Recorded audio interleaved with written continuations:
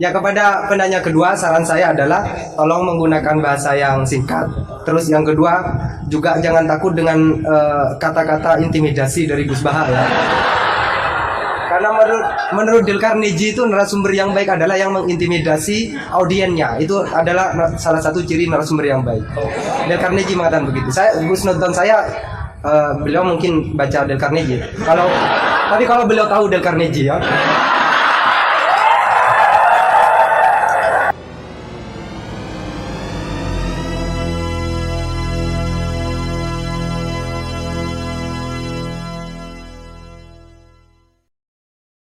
Semoga saya dimaafkan oleh Gus Baha dan diampuni oleh Allah bahwa saya telah mengatur beliau, karena betapapun kata beliau aturan prosedural ya harus tetap di bawah taklimu taklim. Tapi karena saya bukan moderator amatir ya,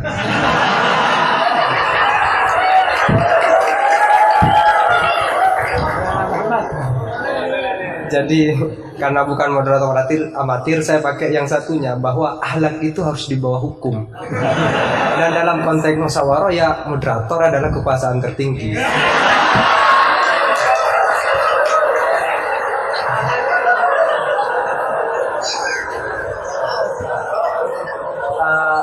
Tapi sekedar nambah cerita itu Gus, di Madura ada seorang yang Alhamdulillah. Ada orang Madura sudah haji, sebelum nyampe di rumahnya dia pesan ke tetangganya yang kebetulan waktu itu sudah mondok, tolong aku dibuatin semacam banner yang ada ayat atau hadisnya, tetapi jangan yang sudah ekstrim lah. Aku suka yang ekstrim. Jangan misalnya al-hajjul mabrur laisa jazaohu ilal jannah, itu aku tahu sudah. Terus jangan juga walillahi ala nasi hijjul baiti, itu jangan, sudah sering aku carikan ayat atau hadis yang tidak populer. Akhirnya santrinya itu mikir, buka Al-Quran dengan pemahaman yang ekstrim, akhirnya langsung dia temukan ayat, dan itu dipajang besar-besar di pintu gerbang. Ayatnya adalah Waman hajjal baita awi tamaro fala junaha, maka tidak ada dosa. Nah, ini termasuk salah satu memahami ayat Al-Quran yang ekstrim. Gobloknya yang ekstrim.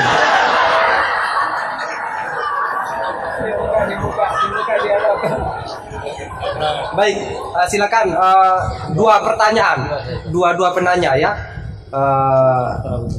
Gus Husen, Putri juga ada, silakan kalau ada. Ya, satu putra, satu putri. Kalau putri gak ada, gak apa-apa. Ya, Husen bukan milih santri putri. Silakan Ustaz Herudin, siapa Ustaz? Ustaz Asror. Ya, saya persilakan dulu dari Ustaz Asror dulu. Ya, Ustaz dulu, biar takzim, biar saya tahu.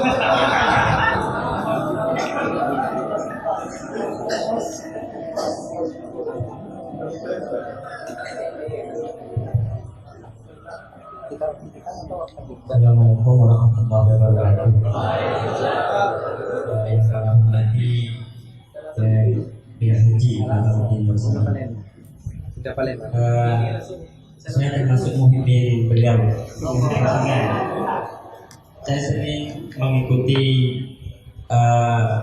kajian-kajian jenengan di YouTube. Saya pernah dengar begini. Jadi ketika beliau mengutip di Syajaratul Ma'arif, waktu beliau isi di Dirbola dulu, kemudian saya langsung cari titiknya Syajaratul Ma'arif, karena memang selain sulit bacanya, bukan sulit bacanya, tapi insya Allah itu masih mudah dipahami memang Syajaratul Ma'arif. Saya banyak berterima kasih, karena waktu di mana hari saya belum tahu kitab Syajaratul Ma'arif, karena Izzuddin bin Abdus Salam itu yang dibaca di sini memang mirip Qoyatul Usul, sehingga ketika pindah ke Syajaratul Ma'arif tidak terlalu sulit seperti memahami Rubul Usul memang. Beliau salah satunya adalah ayat yang dibaca Ustaz Wahid tadi itu paman hajjal baita wa tamara fala gunah alaihi itu kemudian disimpulkan bahwa apa namanya jangan sampai Enggak bahasa Arab saja biar kelihatan halus. Tanpa hak melihat ini bagi itu apa? Enggak, pasti enggak begitu Ustaz. Bahasanya Enggak ada bahasa.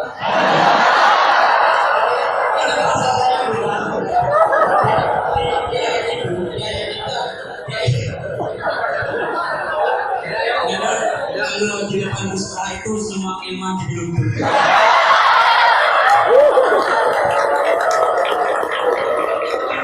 Bahauddin itu kan kebanggaan agama. Meskipun benda mau mengatakan dengan sombong-sombong itu karena sudah jadi dari awal menjadi kebanggaan agama, jadi biasa. Ustaz Wahid ini di kalangan kita Ustaz yang paling top. Tapi ketika Gus Bah ya lebih alim saya itu biasa saja. Gus Bah ini sudah namanya saja Bahauddin. Jadi di ayat tadi itu wala junahaikum kan diceritakan di situ memang dulu ada patung-patung begitu sehingga disimpulkan oleh ulama bahwa tarkul hakli lihat dari batin itu tidak apa namanya tidak boleh jadi tarkul hakli lihat dari batin tidak boleh. Saya ini jadi penonton. Yang ingin saya tanyakan begini Gus. Dalam kitab Fajuri yang sering dikaji teman-teman Maharani, isi Al-Quran itu kan cuma 9. Oh. Iya, isi Al-Quran kalau disimpulkan kan cuma 9. Mulai dari halal haram, kemudian qisas, kemudian tanzir, tausyir dan ada 9. Saya lupa itu disihirkan oleh Syekh Baduri disihirkan. Saya tadi tanya lagi enggak mau disebut. Tapi itu ada nanti saya di bab head nanti saya persilahkan ke teman-teman di bab head itu di bajunya ada syiran tentang isi Al-Quran cuma ada 9. Sehingga bagi beliau kan karena sudah ada halal haram dan begitu itu ketika ada al-qisah bil Quran dijadikan hukum seperti tadi itu menjadi suatu yang sepertinya kurang seperti ini lagi cerita tentang Nabi Ayub. Nabi Ayub itu oleh Allah khud dia dikatakan fadrib bihi wala tahnas. Enggak khud liru itu. Wah khud. Wa khud dia dikatakan fadrib bihi wala tahnas. Ayat ini kalau di Rawal Bayan itu menjadi dasar kebolehan hilang dalam fikih. Quran buang satu huruf enggak boleh. Boleh Gus. Boleh. Ini contohnya. Enggak iktibas ini kan. Tidak iktibas. Oke. Wala ya'tanul fadli minkum ayyutu itu membawa Tadi apa? Wala ya'tanul fadli minkum wasa'ati ayyutu ulil qurba wal masakin wal Bukan buang tuh tatmin. Kalau kamu tadi buang loh. Motifnya nggak tepat. Beda ya? Beda katanya beda. Jadi saya menjadi tidak ada apa-apanya. Itu saya lagi di pertanyaan saja Iya. tidak tambah dibully saya. Saya di sini dibully. Pertanyaan saya begini. Yang pertama, kisah Quran seperti kisah Nabi Ayub tadi. Itu kemudian oleh ulama dijadikan dasar sebagai jawazul hiyal. Jadi boleh hilah begitu. Karena Nabi Ayub itu bersumpah untuk memukul istrinya sebanyak 100 kali ketika beliau sudah sembuh. Dan tapi oleh Allah kemudian diberitahu wahud biar kita cukup pukul pakai rumput saja sebanyak 100 kalau di Rawul Bayan. Nah ini kemudian jadi dasar bahwa hilah itu boleh dalam Rawul Bayan. Ini yang pertama, itu kan isoh kemudian jadi hukum. Padahal isi Al-Quran sudah dibagi-bagi jadi halal, haram, tanzir, tausyir, qisas dan semacamnya itu. Kemudian yang kedua, Banyak betul. Cukup. itu pertanyaan, oh sudah ya. Cukup. Ya di situ aja kamu lari tidak. Saya kalau di sini nggak bisa melihat wajahnya Gus Baha. Saya mau di belakang saja di kursi. Ya, memang harus jauh ya biar tidak terlalu takut. Buniannya nggak terlalu langsung. Tapi ya kepada penanya kedua, saran saya adalah tolong menggunakan bahasa yang singkat. Terus yang kedua juga jangan takut dengan kata-kata intimidasi dari Gus Baha ya. Karena menurut Dale Carnegie itu narasumber yang baik adalah yang mengintimidasi audiennya. Itu adalah salah satu ciri narasumber yang baik. Dale Carnegie mengatakan begitu. Gus nonton saya, beliau mungkin baca Dale Carnegie. Tapi kalau beliau tahu Dale Carnegie ya.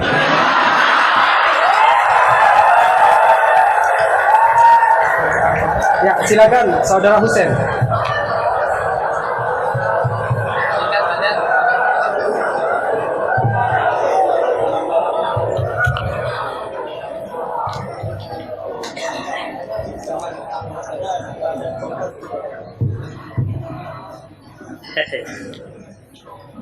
Assalamualaikum warahmatullahi wabarakatuh. Nama saya Ahmad Husen dan siap dikatakan goblok karena bertanya. Gus Baha ini berapa bulan yang lalu diangkat sebagai Rois Syuriah PBNU dan itu tidak melalui proses kaderisasi melalui ranting, MWC dan seterusnya.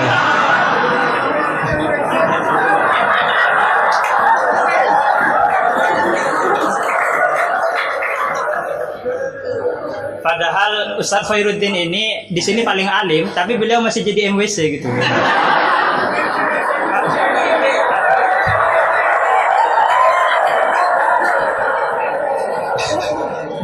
Iya, terima kasih.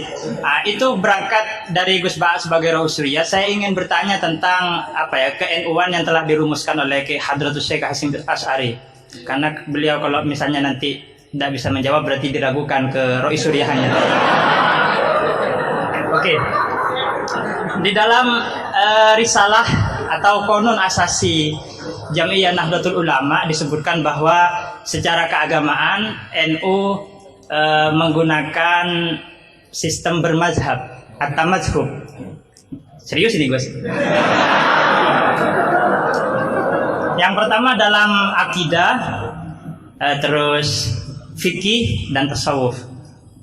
Nah, dalam fikih misalnya NU menganut Abu Hanifah, terus Malik bin Anas, Muhammad bin Idris Asy-Syafi'i yang lahir tahun 154.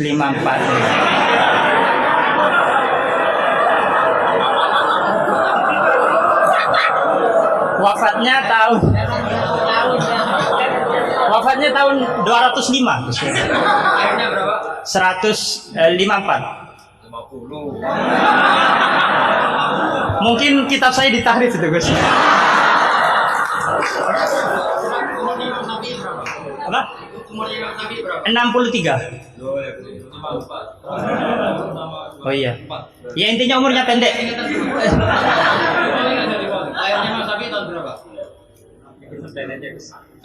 50, pokok 50 lah. Iya, 204. Kalau Al-Ghazali wafat 505.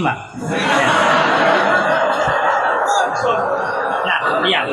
Iya, pertanyaannya gini, Gus. Pertanyaannya gini, bahwa sistem bermadhab NU itu yang pertama adalah Al-Quran, As-Sunnah, Ijma' dan Qiyas. Sementara dalam aspek lain, NU menganut mazhab Abu Hanifah, Malik bin Anas, yang mana salah satu masadirul ahkamnya adalah misalnya Abu Hanifah menggunakan istihsan, Imam Malik menggunakan amalu ahlil Madinah. Nah, ini seperti ada kontradiksi atau kontradiksi interminus istilahnya itu.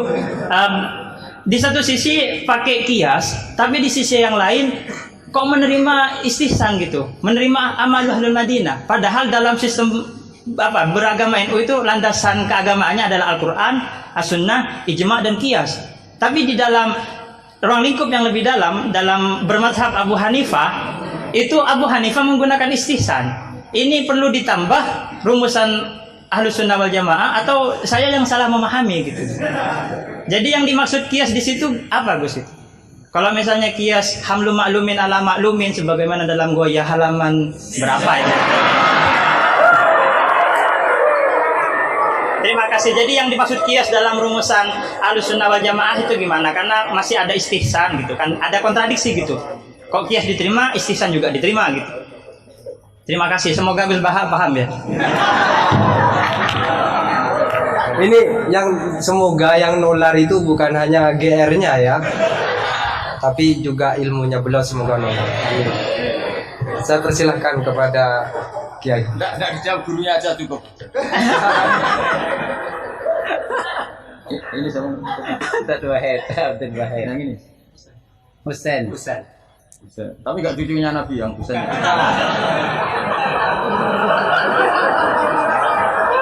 Karena ini juga Husain ya. Ini Husain. Husain. Kata ini budaknya.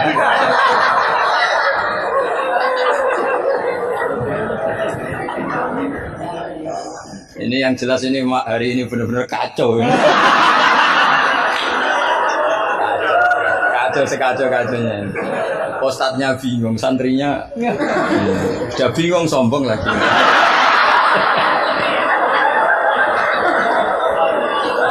Yang boleh sombong tuh yang sudah ada bingung-bingung.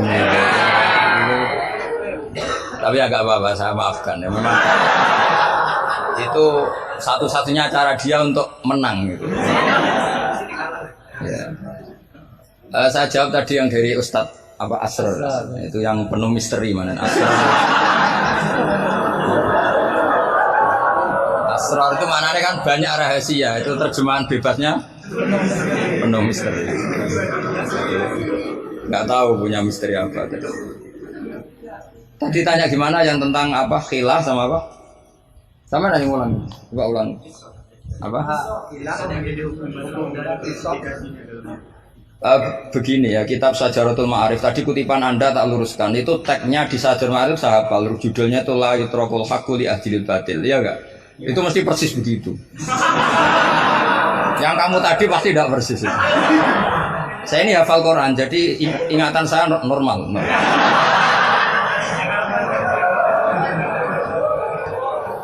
Terus berhalanya namanya apa? Saya ingat kalau berhala yang di Sofa dan Marwah, Isaf dan Nailah. Kamu oh enggak ingat? Udah ingat apa dah? Gitu kok jadi guru.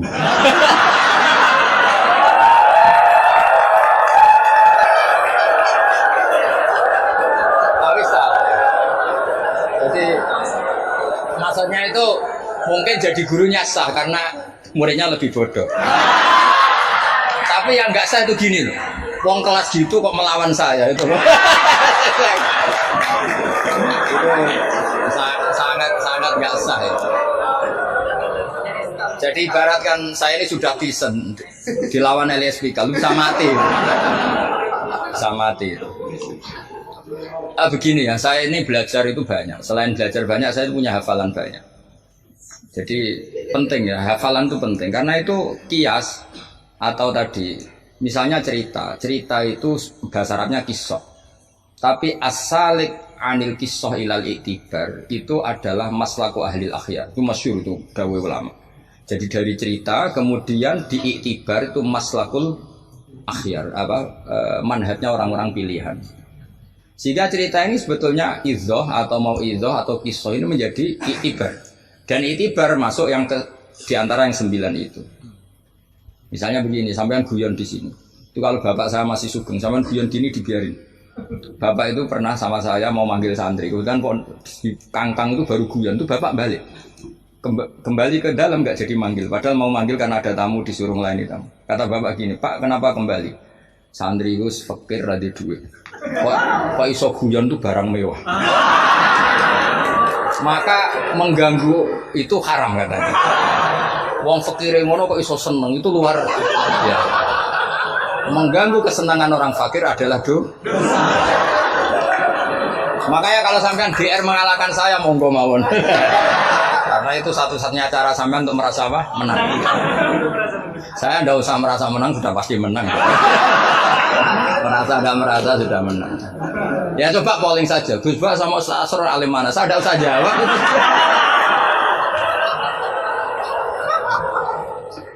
Saya tidak usah jawab, pasti menang saya. Bukan saya yang memenangkan, ya memang menang. Memang. Buktinya gampang kan? Sampai ngundang saya apa ngundang Ustadz Asror?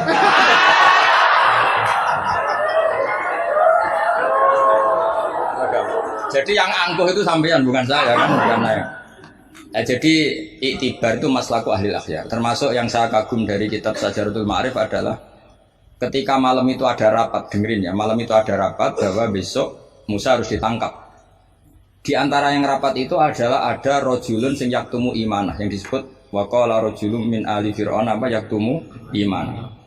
Karena dia ikut rapat, kemudian dia bocorkan ke Nabi Musa ya, wajah apa min aqsal madinah seterusnya itu yang innal mala ya'tamiru nabika. Itu wajah rojulun min aqsal madinah apa?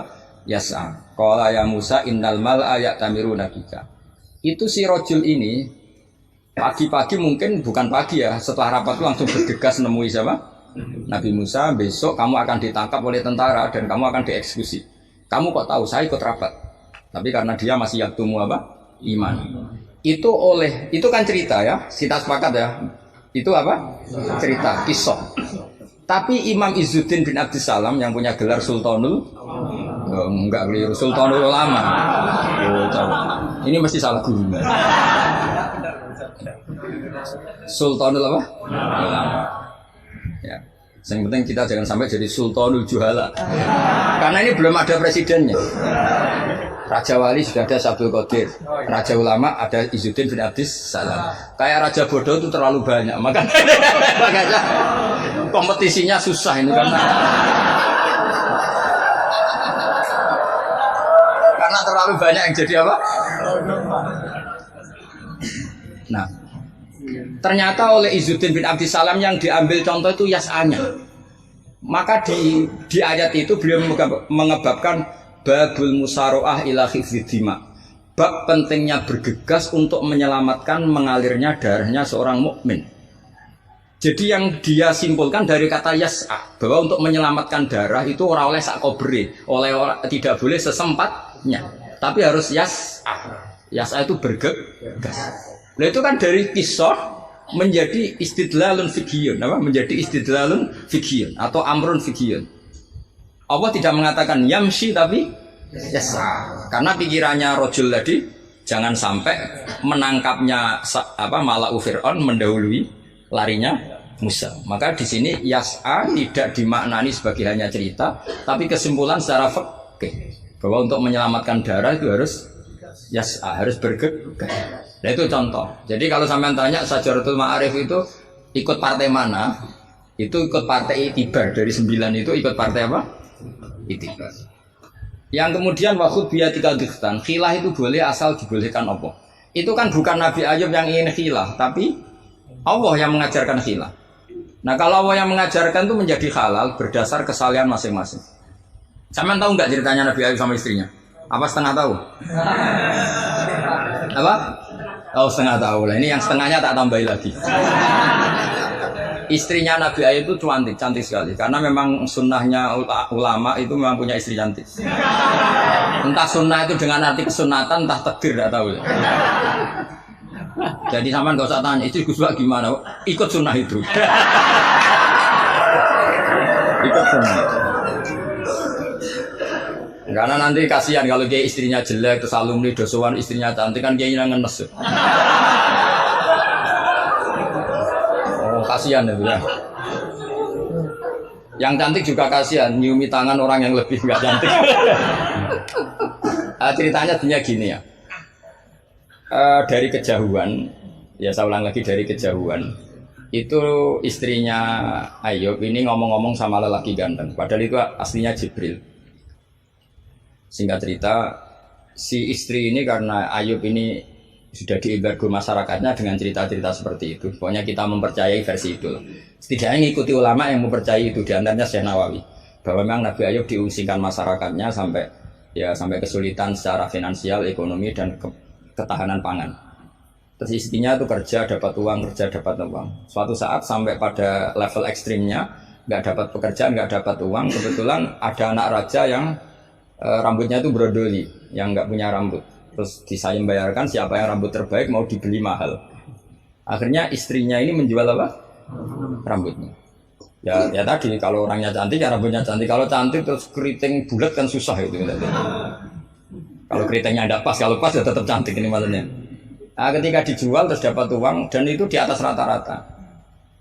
Si Nabi Ayub ini curiga. Ya bawaan seorang suami yang punya istri cantik. Kalau jelek kan gak gampang curiga. Terus buder keriting welek kan suaminya gak gampang curiga. Kok dapat uang banyak ini dari mana? Singkat cerita dengan tanda kutip kesalahpahaman ini menjadikan beliau agak latah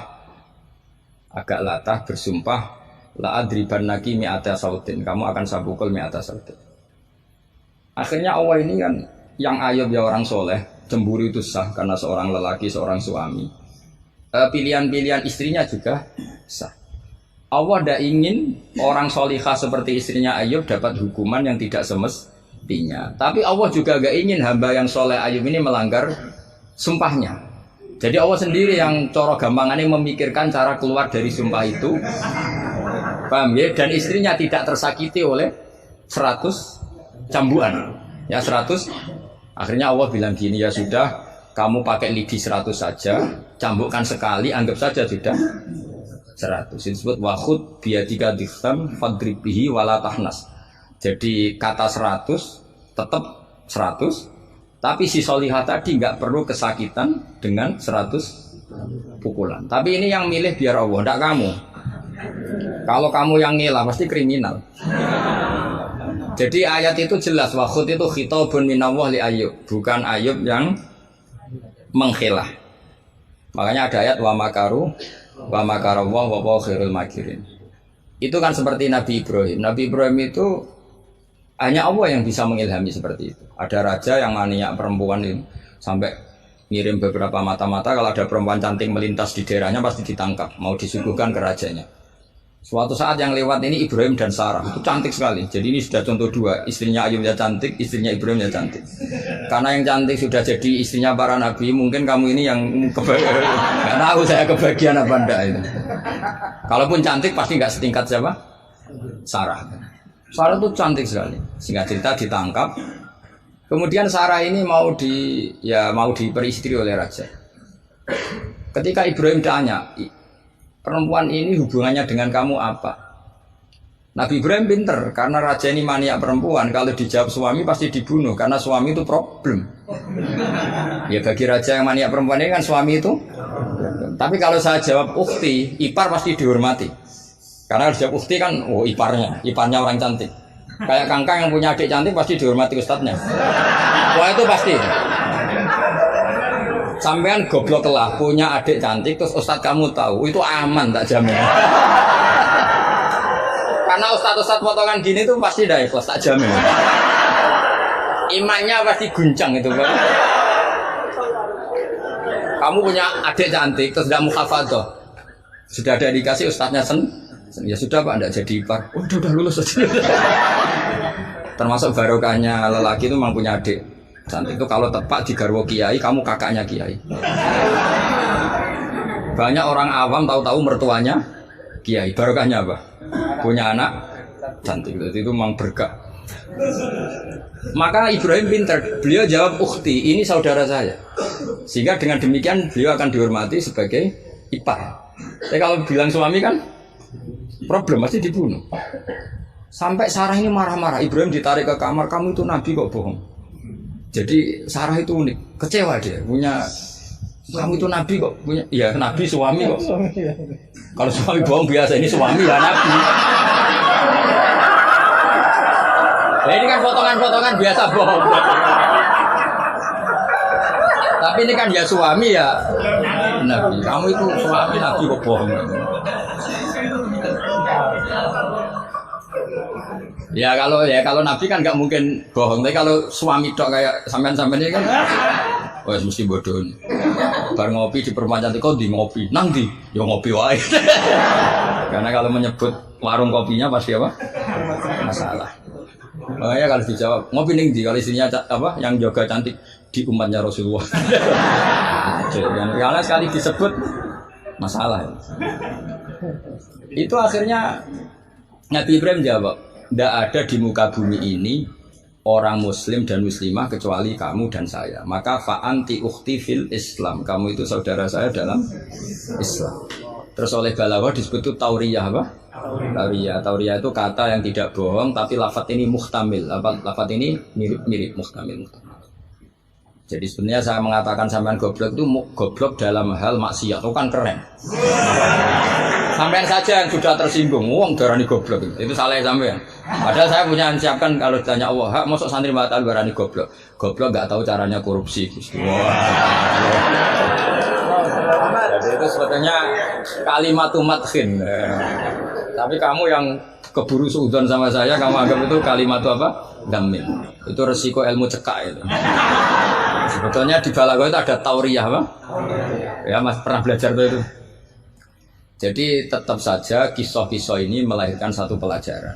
Karena kita tetap bisa menyimpulkan tadi zaman berhala itu ada di Sofa dan Marwah, berarti ada batil. Orang Islam tetap disuruh sa'i, berarti la yutrakul haqqu li ajlil batil. Kemudian yang jenengan tadi tanya apa itu? Sama pernah baca kitab itu? Khatam? Pak. Oleh menindak fasih. Benar-benar jujur. Benar-benar jujur. Yang tentang itu saja. Ya, yang enggak yang tentang qadhiyah itu paham. Redaksinya apa bahasa Arabnya? Wa yalzamu alal ami at-tamadzub. Terus bimadzhabin. Kitab itu yang termasuk mengkaji detail itu saya termasuk saking seringnya mengkaji itu pernah diberi hak keluarganya Basim di kamar Basim yang dipakai ngarang kitab itu dan di kursi yang dipakai Basim ngarang kitab itu. Jadi sudah jauh sekali ini kelasnya.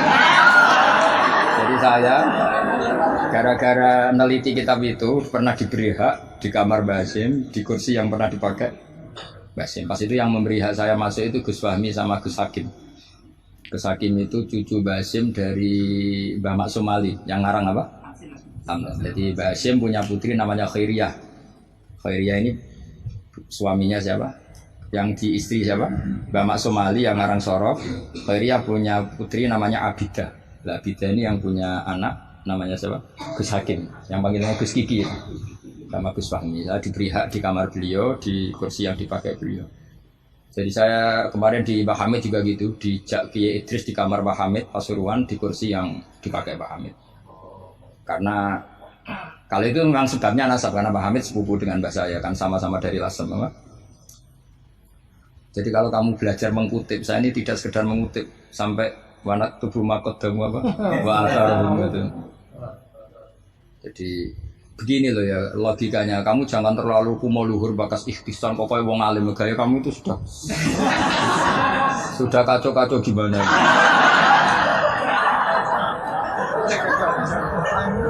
kayak parah ya cerminan ajaran gurunya ini kacau. Iya, jadi ini kamu itu korban pengajaran yang salah. Dan kamu bahasanya juga salah. Menurut NU pegangan itu 4 itu tidak menurut NU, menurut ahli sunnah wal jamaah. Jadi begini ya, kias itu kan sebetulnya hanya bahasa saja. Sebetulnya ya istihsan juga kias. Sebenarnya kalau kita karena ketika seseorang itu menomorsatukan Quran dan hadis, pasti istihsan ini juga tidak keluar dari Quran hadis. Ketika kamu katakan kias, itu juga tidak keluar dari Quran hadis. Maka pertanyaannya, menurut Dawud Al-Zahiri, sebetulnya kias itu ada apa enggak? Ya bisa saja enggak ada. Misalnya begini, sama tak beda aja ilmu yang paling gampang. Yang kamu pahami kias itu ada berapa? Aulawi, terus Musawi sama Adna. Yang gampang-gampang aja, yang masih amatiran. Kalau di usul fikih istilahnya apa? Lahnal khitab, fakwal khitab. Ngono kok lali yo. Aku sing wis tokoh nasional ilingan. Harusnya lupa itu saya pantasnya karena sibuk. Harusnya yang pantas lupa itu saya karena sibuk. Kalau soal Surya memang saya tidak minta. Jadi itu anugerah sudah, anugerah khidmah. Saya juga sampai sekarang nggak merasa Surya biasa aja. Karena ya apa ya, kalau keluarga Quran itu beda. Saya ini kan dari keluarga Quran, bapak saya hafal, bapak saya hafal, sehingga apa ya bangganya itu sudah dengar ngitmai Quran. Jadi sampean hormatin ndak itu ndak ngefek sudah.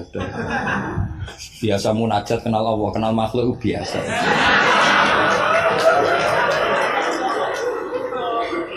Biasa ma'rifatullah dijak ma'rifatul khalqi.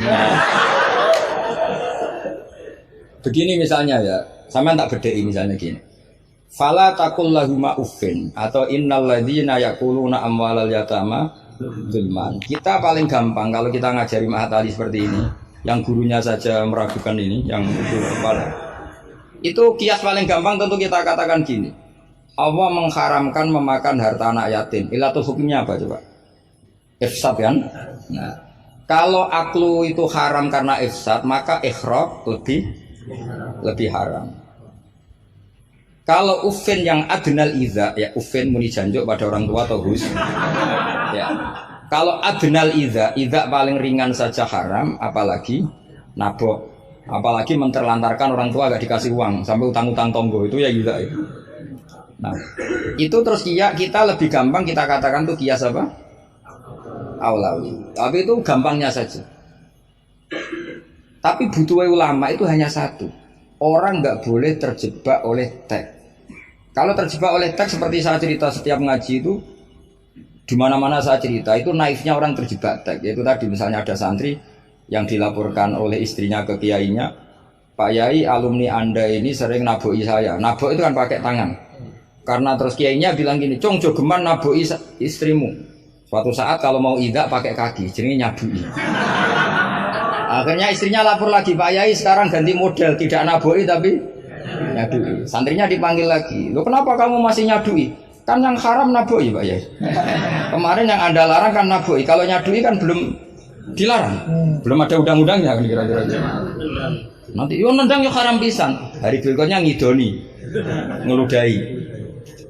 Itu kan korban tekstualistik. Kalau dia cerdas, hurmatul ida itu yang haram tuh idanya, nago iya ida, nyadu iya ida, meludahi juga ida, membiarkan miskin juga ida. Nah, seperti itu sebetulnya andekan kita dzauqus salim, sebetulnya nggak perlu itu kita katakan kias apa enggak. Zaman sahabat juga nggak kenal kias, tapi tahu kalau maknanya pasti seperti itu. Pasti maknanya seperti itu. Misalnya kamu ada tamu, jangan suguhi air panas, kasihan. Terus kamu suguhi adem tapi peceren. Sementing nggak air panas. Itu kan santri gila. Jadi sebetulnya dengan atau tanpa istilah kias maupun istihsan, itu ad-dzauqus salim itu pasti tahu. Makanya termasuk kitab yang saya kagumi itu Syarah Imriti, Fathur Rabbil Bariyah, itu kitab kecil yang nyarai apa? Imriti atau Marioto itu kalau baca Imriti tidak bisa ya Pak?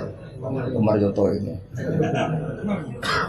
Itu di situ diterangkan fama fatahum illa mujarradul istilah. Jadi kalau kamu tanya kenapa sahabat tidak belajar nahwu, tidak belajar i'lal, tapi mereka punya salikoh, punya tobiah yang menjadikan mereka ya kalau ngendikan ya doroba zaidun amron atau marortu bi zaidin. Tapi mereka kalau kamu tes, misalnya Abu Bakar buat tes, zaidun jenenge apa? Doroba zaidun amron, terus amron jenenge apa? Ya ora iso pinter sampean mesti. Sampean pinter zaitun fa'ilun marfu'un wa alamatu rafi'i dhammatun dhahiratun. Qali annahu ismul mufrad. Amron maf'ulun bih mansubun wa alatun. Mesti ra iso, mesti pinter sampean. Tapi sampean mesti ditertawain Abu Bakar. Karena ditertawanya gini. Kang, pelaku pemukul siapa? Zaitun. Berarti zaitun jadi apa? Fa'il. Ya wis suwe agar subjek bahasa Arabe ya fa'il. Sing dipukul sapa? Amron. Jenenge apa maf'ul? Lah iya angger objek jenenge ya madrub, jenenge ngono kok butuh jeneng bocah kok goblok. Mesti gitu kira-kira. Jadi sebetulnya ketika kita punya istilah yo ono naive dhewe. Wong karuan pelaku yo bahasa Arabe mesti fa'il. Wong karuan objek yo jenenge maf'ul. Lah Anda masih bangga dengan istilah itu. Lu iya kan? Agama ini kan mengajarkan kebaikan. Tentu sesuatu yang kebaikan itu dianggap agama. Makanya Abu Hanifah membolehkan istihsan. Nah karena beliau itu orang soleh, pasti pegangannya Quran dan hadis. Artinya istihsan yang tidak keluar dari Quran. Ya sama kita bahasakan itu kias, mereka bahasakan nggak ada masalah.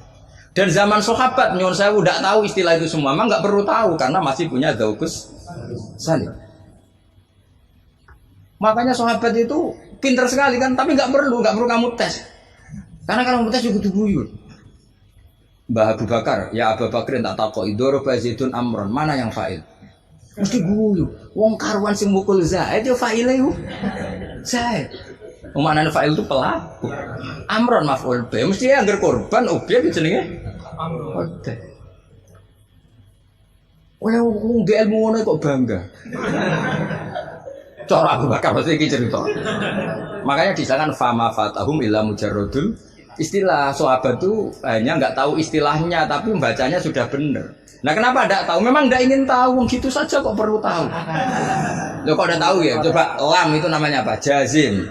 Berarti yadrib namanya madzum. Terus Abu Bakar buat warani yadribu. Kenal lam menjadi lam yadrib. Lam jazim yadrib madzum. Yo wis suwe le jong-jong angger amile. Inna Zaidan qaimun, inna amil Zaidan makmur. Mesti yo Abu Bakar suku ya. Jong-jong ra ilmu ngono kok seneng merakaruan. Ya mesti wae. Itu kan makanya dulu bahasa Arab dulu itu tidak ada kata zaujah. Kata zaujah itu bid'ah gitu. Hasanah Bodolala tidak tahu, pokoknya bid'ah. Di Quran nggak ada loh bahasa zaujah. Mbak ini perlu tahu, nggak ada bahasa zaujah. Coba asa rabbuhu in talaqakunna ayyubdilahu azwajan. Azwajan jamaknya zaud apa jamaknya zaujah? Loh, azwajan jamaknya zaud. Azwajan jamaknya apa? Zaud. Di Quran nggak ada bahasa zaujah karena maknanya zaujun itu pasangan. Kalau dikatakan lelaki maknanya perempuan. Kalau dikatakan perempuan maknanya lelaki karena zaujun maknanya pasangan. Dan berhubung jaga nih wong rapati pinter mau. Akhirnya terus ono zaujah. Di Quran nggak ada. Coba an-nabiyyu aula bil mu'minina min anfusihim. Terusannya ya tahu. Wa azwajuhu ummahatuhum. Ayo. Azwaj zamannya zaujun apa zamannya zaujah? Zaujun zamannya zaujah, zaujat. Mau belajar bahasa Arab sih kok bantah bocah ora sopan. Tapi berhubung jaga wong goblok-goblok iku. Akhir ono zaujun. Ono zaujah sebetulnya cara wong ditaku saleh ada zaujun itu pasangan. Coba lihat di Bukhari, Ana Aisyata zaujin Nabi. Jarang Imam Bukhari bilang zaujatin Nabi. Ana Aisyata zaujin Nabi. Karena itu masih bahasa Arab orisinal. Belum kena mahatali sini masih orisinal. Ya belum kena asrori dia. Karena maknanya zaujun itu apa? Pasangan. Jadi kalau dikatakan zauju Zaidin berarti imro'atu Zaidin. Kalau yang ngomong itu misalnya zauju Aisyata ya siapa? Pokoknya mesti seperti itu. Tapi gue beda no, ben wong gue gampang ono zaujun. Tapi Quran nggak pakai bahasa itu, masih pakai bahasa orisinal. Makanya disebut an-nabiyyu aula bil mu'minina min anfusihim wa azwajuhu ummahatuhum. Azwaj huna jam'u zaujin. Zaujin maknanya pasangan. Dong ya. Jadi bahasa ngalamilah. Sahabat tuh nggak perlu tahu bahasanya sampean nggak perlu. Coba kalau sampean ketemu orang Arab, ditakoki ya diguyu orang Arab. Sekolah ning di anakmu, sekolah ning madrasah. Kalau ditanya madrasah terjemahnya apa? Sekolah. Berarti sekolah-sekolah kan. Jadi lucu kita. Sampun itu sudah, bakdo ya. Sudah. Orang Jawa jadi satu sampun, bakdo. Bakdo itu bahasa Arab. Maknanya ya sudah. Nah, sahabat tuh tahu betul apa? Karena punya zaukus sehingga pernah juga ini cerita kedua dan ini terakhir, nggak boleh tanya lagi. Ketika ada seorang khotib menceritakan Allah ngendikan fawarabbis sama'i wal ardi innahu lahaqqum mithama annakum tamtikun. Itu ada orang Arabi ngaco. Man dzalladzi akhdabal jalil hatta alja'u ilal yamin. Ayo hafalkan Pak Asrori dan latihan hafalan apa? Man dzalladzi akhdabal jalil hatta alja'u ilal yamin. Pak khotib, saya mau tanya, siapa yang bikin Allah murka sampai Allah dipaksa sumpah? Karena orang kalau sampai sumpah itu artinya nganggep mukhatabnya tidak percaya. Makanya di balaghah ada urutannya. Kalam itu kalau nggak ada pengingkaran nggak usah pakai taukid. Kalau ada pengingkaran pakai taukid. Kalau pengingkarannya banget pakai qasam. Termasuk pakai apa?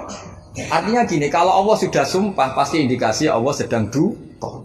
Karena qasam hanya untuk mukhatab yang tidak percaya. Makanya ketika ada khotib baca fawarabbis sama'i wal ardi innahu lahaqqum mitsama annakum tantikun. Langsung Arafi tadi tanya man dalladzi akhdubal jalil. Itu siapa Pak khotib yang bikin Allah marah sampai Allah harus sumpah. Ini namanya ad-daukus. Tapi ada usah kamu tes. Itu namanya apa? Faidatul khitab wa lazimul faidah. Faidah apa lazimul? Ya nggak bisa kalau zaman dulu ya nggak ada istilah itu. Istilah itu kita bikin. Jika mukhatab khaliyadhi ini begini. Kalau agak nggak percaya, terus kamu sok pinter. Jika mukhatab ingkar maka gini. Ya memang bahasa Arabnya nggak percaya kok ingkar dul ngene kok ora. Tapi kamu anggap bahasa Arab itu luar biasa. Ya kan normal kan sebetulnya itu normal. Dong ya sudah ya. Ya sudah. Ya sekira mohon maaf, muka-muka pulau ya di sepuro pangeran. Tapi yang jelas itu lebih salah sampean. Yang seneng kiai kok ngatur apa? Gus Bah harus datang tanggal ini jam ini. Cek keren nih ngatur.